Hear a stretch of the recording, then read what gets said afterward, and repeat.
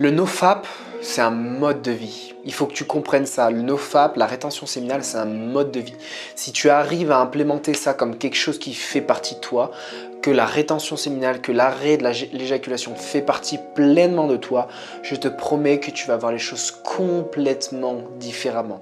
Pour moi, par exemple, je te donne un exemple, éjaculer une fois ou deux fois ou trois fois par semaine, pour moi, ça serait complètement anormal.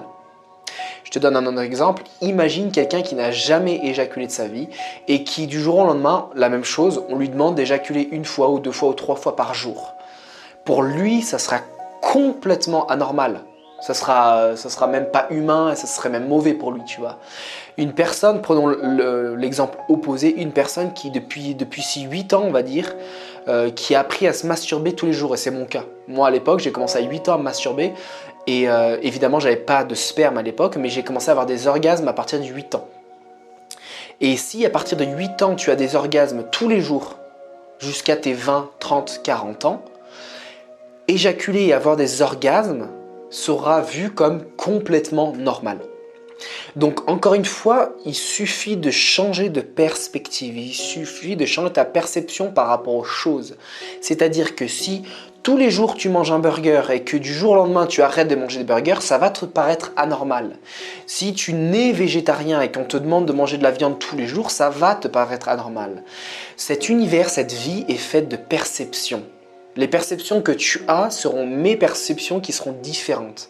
Les perceptions de ton père, les perceptions de ta mère, de tes amis seront des perceptions qui seront complètement différentes des tiennes parce que ça sera influencé en fonction de tes actions.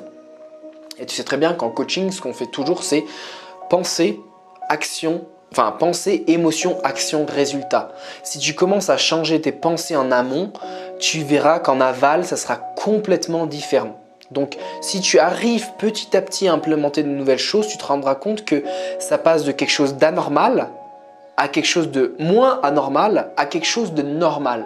Donc, ce qu'on veut, c'est normaliser le concept de non-éjaculation pour que ça devienne petit à petit, pendant le processus, quelque chose de normal.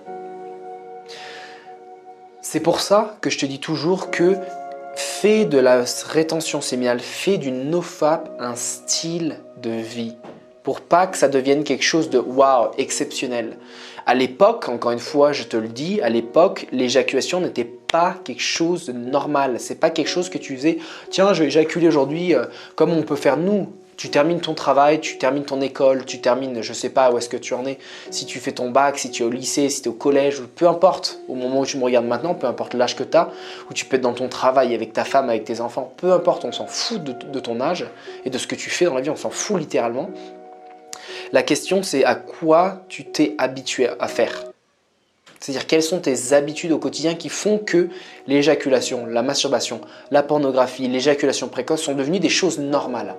Si d'ailleurs tu veux changer tout ça, tu télécharges tout de suite ta méditation gratuite pour ta transmutation sexuelle.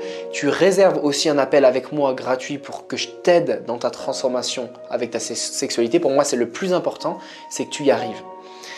Donc ça, c'est la première chose. Donc on veut que ça devienne normal pour toi. Normalise le fait de ne pas éjaculer, normalise le fait de ne pas regarder de porno, normalise le fait de ne pas regarder les femmes dans la rue comme des bouts de viande.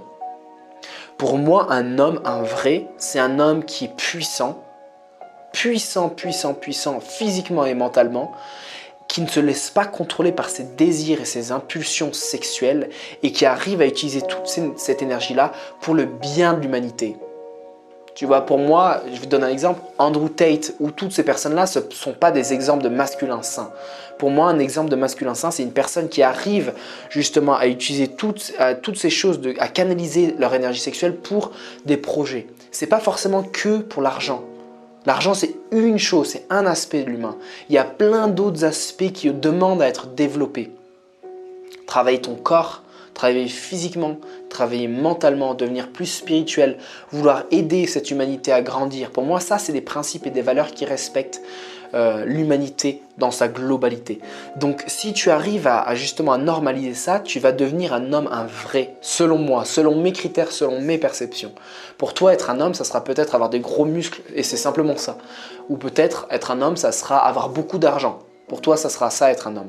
Si tu arrives à regrouper toutes ces choses-là, pour moi, tu seras une personne complète parce que tu seras autonome financièrement, tu seras autonome spirituellement, tu seras autonome physiquement, tu seras capable de t'en sortir dans la nature, tu seras capable de servir ta famille ou l'humanité, peu importe comment tu le vois.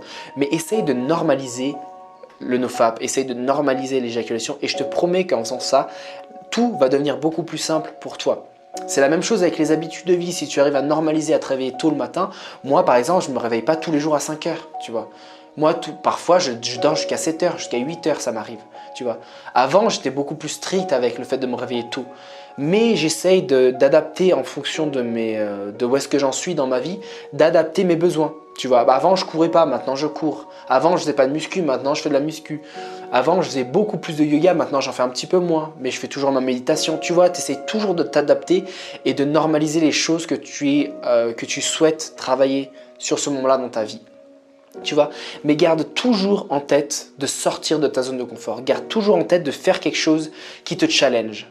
Faire un jeûne ou manger, faire une monodiète. Essaie toujours de faire des choses au quotidien qui vont te mettre dans une sorte de difficulté. Parce que si tu arrives à te mettre en difficulté au quotidien, la vie va être beaucoup plus simple pour toi.